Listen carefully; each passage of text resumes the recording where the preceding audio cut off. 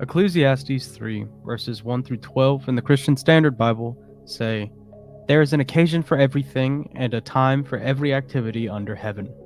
A time to give birth and a time to die, a time to plant and a time to uproot, a time to kill and a time to heal, a time to tear down and a time to build, a time to weep and a time to laugh, a time to mourn and a time to dance, a time to throw stones and a time to gather stones, a time to embrace and a time to avoid embracing, a time to search and a time to count as lost, a time to keep and a time to throw away, a time to tear and a time to sow, a time to be silent and a time to speak, a time to love and a time to hate, a time for war and a time for peace. What does the worker gain from his struggles? I've seen that task that God has given the children of Adam to keep them occupied. He has made everything appropriate in its time. He has also put eternity in their hearts, but no one can discover the work God has done from beginning to end. I know that there is nothing better for them than to rejoice and enjoy the good life." The author of Ecclesiastes stresses the idea that everything is what it is, and there seems to be no point to anything in this life. Before this pericope of scripture, the author writes about the emptiness that comes from living for work. After this pericope, the author reflects on how many injustices exist in our world. Joshua Noel, how do you think the author's idea here, that we should live for the moment and realize there's a moment for everything, adds to his ideas about the futility of this life as a whole? Yeah, I think a lot of times this passage gets read as sometimes we should do one thing and sometimes we should do another. And it's more taught a lot of times as something we should do. Sometimes we should be silent, sometimes we should speak. But that's not what the passage is saying, right? Like, it's describing what is. It's describing why life is useless because, hey, there's a time for all of these things, but there's not a point to any of it. That's what the writer is saying. And I think when we put that in context, especially that end part that you read, enjoy the day. A lot of the book of Ecclesiastes is just reminding us to simply be present.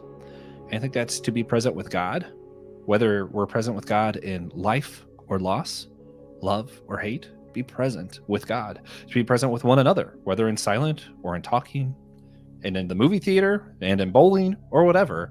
I think it's just really just teaching us to be present. And in this series, we're going to talk about all these different things that we go through and what's next after that. And sometimes, rather than focusing on the future, ironically, in a series that's called What's Next, I think it's important for us to remember we need to be present in what's now.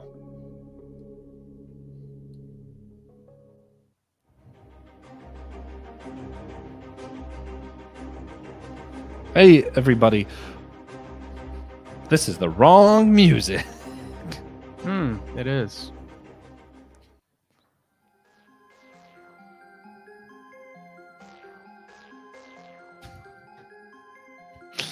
Hey guys, welcome to our series that we're starting off now. We're kicking off our What's Next series, talking about what's next after a bunch of different things and just going through how the church handles some major life events and things that we might struggle with or go through in our faith.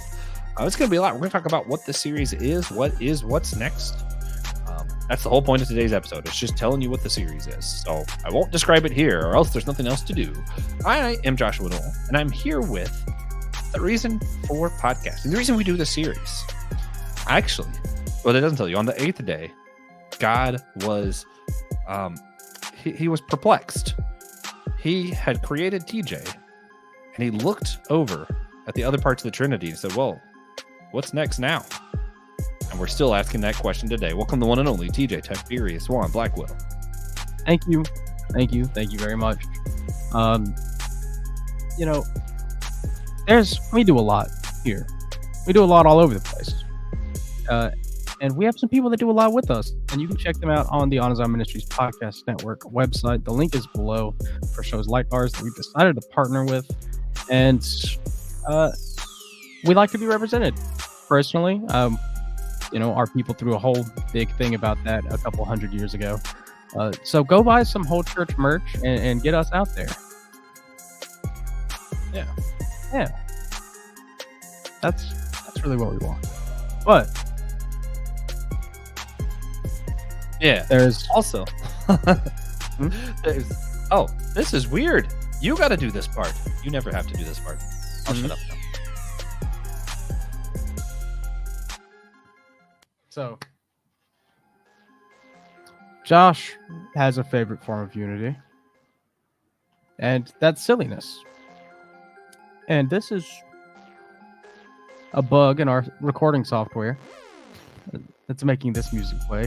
But this is now the we're silly doing things a question. little different. Yeah, this is a silly story. We're changing things up. I'm answering for the outro to this series. Josh is answering for the intro. But Josh, I need you to finish this story for me. Are you ready for the prompt? Yeah.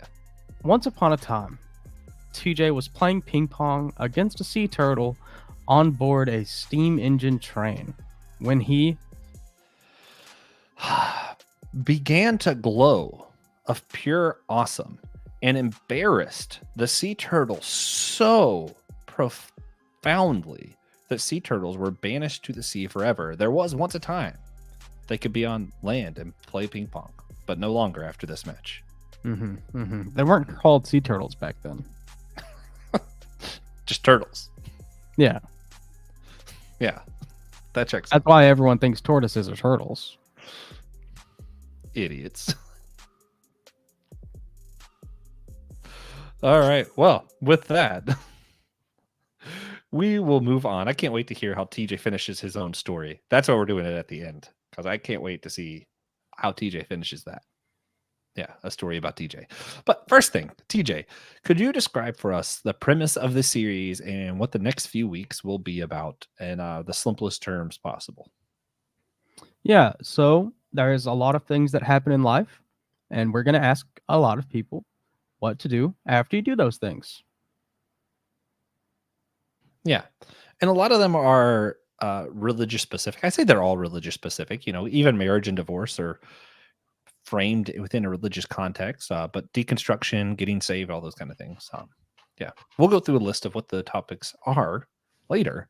But this series started off as sort of a joke, as me and TJ are fully aware, but now our audience knows. We were running out of ideas for our show, and we kind of joked about just having a bunch of people on, Father Jonathan and all them. We'll just get them on and we'll be like, hey, we talked about all kinds of stuff, different traditions, different people from different ethnic backgrounds. We've spoken to people from all over the world. We've done series on church offices, worship styles, all kinds of stuff. What do you think we should do next? So TJ, the bit continues with actually asking you, what do you think our show should do next? Well, we should probably unify the church at some point. Yeah, that seems like it would make sense. Maybe not like next, but like at some point. At some point. Yeah. At some point, the show just goes from being a pondering of how we achieve church unity to just being a documentary on how we already did it. Yeah, that's the goal. Perfect. We're gonna go in like front to back to front. After we record our final episode, we're just gonna start there and work our way back to the first episode. Yeah, and then do it all over again. No. So after the documentary, we're done. Yeah. Okay. After we document how we achieved what we set out to do. All right, I love it. So another thing that we are going to do with every guest, or gust, as I wrote in this outline, we're going to play first thoughts. So I'm going to have you pick a number between 1 and 26. I'm going to give you exactly that many words in random order from the list below that you can see and our listeners cannot. And you just got to give us your first thought, hearing them in a random order. Okay. 1. No, try again. We'll go to 10. All right. I can do 10.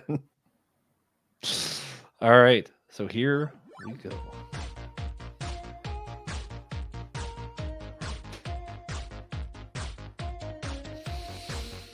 Platypus. Eggs. Animation. Disney. Imago Dei. Imago Dei. I don't know. Victor Hugo. Don't question Artist. me. Victor Hugo. Jesus. not Victor Hugo. Actually, it is Victor Hugo, but now that's just because that's the only thing I'm thinking about. Atonement. Jesus. Panda. Jujutsu Kaisen. I also did not keep track with how many I've said. So 1 more, 2 more. Bible. I think that was 6. Okay. Yeah, Jesus. Dragon. Born.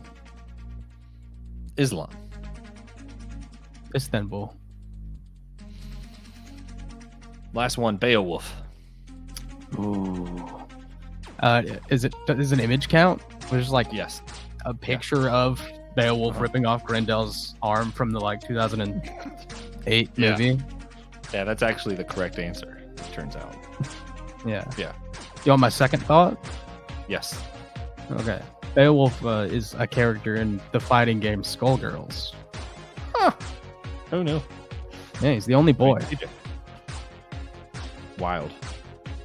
All right. Well, that's it. That's first thoughts. Yeah.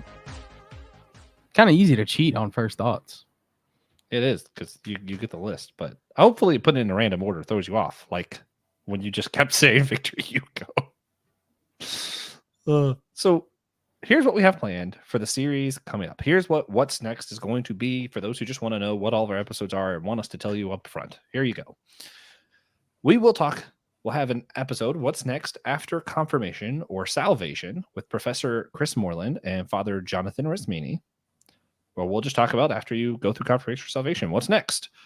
Then, hold on. What's next after deconstruction with Trip Fuller and Tom Ord. So we're talking about what deconstruction is and what's next after that. Then we'll go what's next after finding a church home. When you find your first church home or you're moved somewhere and you relocate to a new church home, what's next after that will be with Niles Merritt and Christian Ashley. A little bit of a UNCW reunion. Let's go Seahawks. After marriage will be after that. We will be talking with pastors Greg and Rachel Hoffman, who are a married couple who preach together at a Lutheran church here in Rock Hill. It's Grace Lutheran Church. We just had an event there for our other podcast, and I go there, actually. After divorce will be after that. So what's next after divorce? We will talk with Jake Dobrins about his experience and what is next after divorce, specifically in the Christianity or ministry kind of circles. Then we'll talk about what's next after seminary or after receiving a call to ministry. We'll be discussing that with Will Rose, Pastor Will Rose, my pastor, and Brandon Knight of my seminary life. Then we'll do what's next after a split in ministry or a split in ministry leadership with Joe Day. And then what's next after 2020? Will Rose, we'll be talking about like after the pandemic or after some political violence. What do we do next in our world? Like real time, looking at current events. Then we will do our outro, TJ and I. And after the outro, we'll have a fun what's next after End Game for the MCU. So it'll be a crossover with SG. Did Systematic Geekology just kind of give us a little bit of a, we like to do an encore at the end of our series. We just do something fun at the end. Yeah. Yeah. So, if you are quite perceptive or listening to this a little slower or just, actually think about the media you consume, which is pretty rare. Not for our fans, though. You guys are geniuses. You might have noticed that we have kind of a yin-yang thing going on with a lot of these. We go from marriage to divorce, call to ministry, split from ministry, salvation, or deconstruction.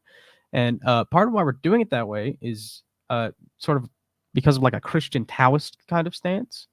That's what you said. Would you mind elaborating on what that is and how that may play a part in how we talk about these topics in the coming weeks? You're muted, by the way. Yeah, surprisingly, that's also why we did that verse in the beginning. I know that's a real shocker to everybody that the verses are chosen specifically for the episodes. Anyway, no, it's a so for those who don't know, Taoism could be considered a philosophy or a religion, depending on who you ask. And a lot of it is about just being present in the very moment that you're in. And then the yin yang stuff isn't there's good and evil and both are equally valid. It's more of there's this push and pull to the universe. There are times for loss, time for gain, time for, speaking, time for not speaking. All those things we talked about earlier, that is very much kind of at the heart of what it is Taoism is about. So I consider myself a Christian Taoist, not because, I worship Taoism or anything. It's just I use the text of Taoism to understand my context in the world as a Christian. And when we look at things like, there is marriage, it's a beautiful thing, and God is there in the midst of it. God's also in the midst of divorce. God does not want divorce, but God is there. Whether you are just finding your faith for the same time or questioning your faith or going through deconstruction, God is there. And I think when we look at this thing of what's next and we're looking at the after series, I think one of the big important questions that I want to ask throughout the series is, how do we see God in these moments? Whether they are these, I just found a church home, or, oh man, I just went through this terrible church split, whatever it may be, God is there. Learning how to be present in that moment with God and seeing that that's not the end, that there is something after that, that there is a next. I think is important. Mm-hmm. All right. Yeah. So would you say that kind of thinking kind of lines up with a lot of your own thoughts on how God is in control of all things in your life? I know you do a lot of I forget what you call it, but it's like almost this like casual reliance on God's providence kind of thing. Yeah. That sounds pretty right. Mm-hmm. I don't do a whole lot of thinking about it philosophically. You just, if that makes sense. Yeah. Yeah. I just live in God. Yeah. Ironically, that's very Taoist. Mhm. It's one of those things you just do. Mhm. Yeah. Yeah. Does that answer your I like question? that. Yes. Good. I think so. So, if things are as they should be or as they're meant to be, why should we ever try for change or try to make things better? Yeah. So that is goes back to some of that Taoist thought that I personally subscribe to. I always go back to this painting that I think it's just a good way to explain it, where you have Lao Tzu, Siddhartha, and Confucius. What's his name? Confucian guy. Confucius. I was right. Huh. Crazy. Anyway, You were. you have the three of them. Well, that's what's my original thought. I just didn't say it because it sounded wrong in my head. Anyway, the painting is the three of them standing around tasting this thing of vinegar. And you have the Buddha making this, oh, that's bitter, life is bitter kind of face, and then you have Confucius is does not disturbed kind of look, because he knows that you can do something with it. You can structure it, you can add this to things, you can make it what it should be. And then you have Lao Tzu just smiling ear to ear because the vinegar tastes exactly how it was meant to. And that's part of the thing with Christian Taoism, is just kind of this understanding that things are the way that they should be. God had made the world, and it is as it should be. Does that mean we should not be doing better? Nope. God placed me here to make it better, and that is as it should be. Will I succeed? Maybe, maybe not. And that is also how it should be. So I think, I'm supposed to do my best. I'm supposed to try to make the world a better place. I'm supposed to try to adhere to the Bible, the rules, and love God, love neighbor, all of those things the Bible says. But I think my response to it at the end isn't to be anxious on whether I did it right or not to be anxious, is God going to judge me for it, or is it going to make a difference? But rather to just understand I'm doing what I am called to do, and everything is as it should be, rather than being stressed out about it and, all that kind of stuff. Mm-hmm. Does that answer the question? I feel like I just ranted. I feel like that's an answer. Yeah, cool. Mm-hmm. So what do you look forward to in this series that's coming up? What is there anything that you think people should prepare themselves for, or that you think this is going to be the best topic and this is the one that they need to check out and skip the rest? Probably don't skip any of them. Mm-hmm. But if you're going to skip, how many are we doing? If you're going to skip 8 of them, the one that you should watch is probably going to be after Deconstruction. Yeah. Yeah, I'm excited for that one. That's a good one. Trip Fuller, Tom Ord. Yeah, I feel like a lot of people don't understand what deconstruction is. So I think it'll be fun to not only define it, but then what do we do after that? Like, that's not the end goal. Isn't just to deconstruct your faith and be done with it. Yeah. Also, Not- they literally wrote a book on it, so They did. yeah, that probably They helps. did do that. Yeah. No, I am also excited to hear Will talk with us about after 2020, which is not really 2020. It's about all kinds of other stuff, but I think that a lot of people, myself included, sometimes can feel really stressed out about the events of the world that's been going on, and just kind of see that there is something after that can be. I don't know. I am hopeful that Will give me hope and not cause me to despair. I kind of hope Will does tell us to give in to the despair. He just comes on like all is hopeless. Life is futile. Yep. Ecclesiastes should have been the last book Will. of the Bible. Yeah, that sounds like him. So, that said, one thing that we do like to do at the end of our show.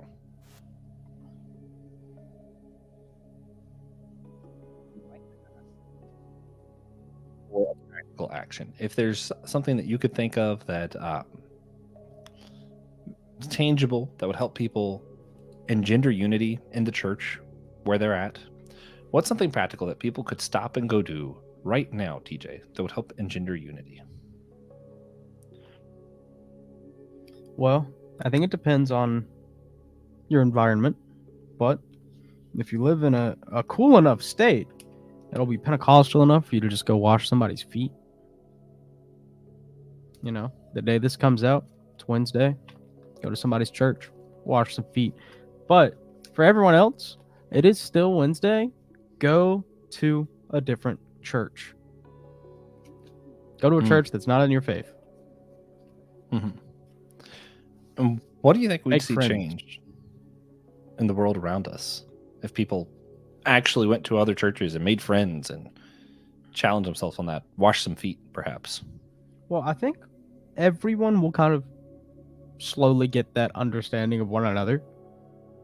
It'll be a lot easier to get along with one another, be viewed as brother and sister in Christ. Mm-hmm. Yeah, I think a lot of times understanding gets overlooked for the sake of agreeing. We need each other to agree with one another. A lot of times I feel like, understanding is really all we need. Yeah, that's really it. And, ego death, perhaps. Yeah. I like that you didn't say we hate pride here. Yeah. That was we funny, do, though. but not that kind. So, do you want me to add, what do you think would happen if we all did that, actually? Oh. Yeah, get flipped. I mean, I think you're right. Yeah, me I too. think as people go to other churches, they'll help understand one another. And I think part of that understanding is realizing that there are just other ways to think about things, that you don't have to think you're wrong. You don't have to think they're right, but just to go, hey, they're not out there like screw God and screw the Bible. Maybe they just disagree with how to read the Bible or something. I don't know. I feel like that understanding can. I think the thing that gets in our way a lot of times is just these stereotypes or misunderstandings about one another that causes us to fear each other. That understanding can help us kind of overcome. I agree. So, it was a great action. Before we wrap up, we always ask everyone to share a moment where they saw God recently, whether that be a blessing, challenge, mode, worship, curse, whatever. So, Josh, I always make you go first. Do you have a God moment for us this week? Yeah, I the other day had one of the worst work days ever. I won't get into the details. That's not important. But immediately afterwards, and having to work long on that terrible day, my car decided to overheat and stop working on the way home. Then eventually got home, and this kitty right here peed all over me, which was kind of funny in hindsight. It's really funny. But it's really, really funny. It was, the challenge was, in the midst of that day, I had to go to dinner with my brother and then go watch a movie with my family that I've been wanting to watch.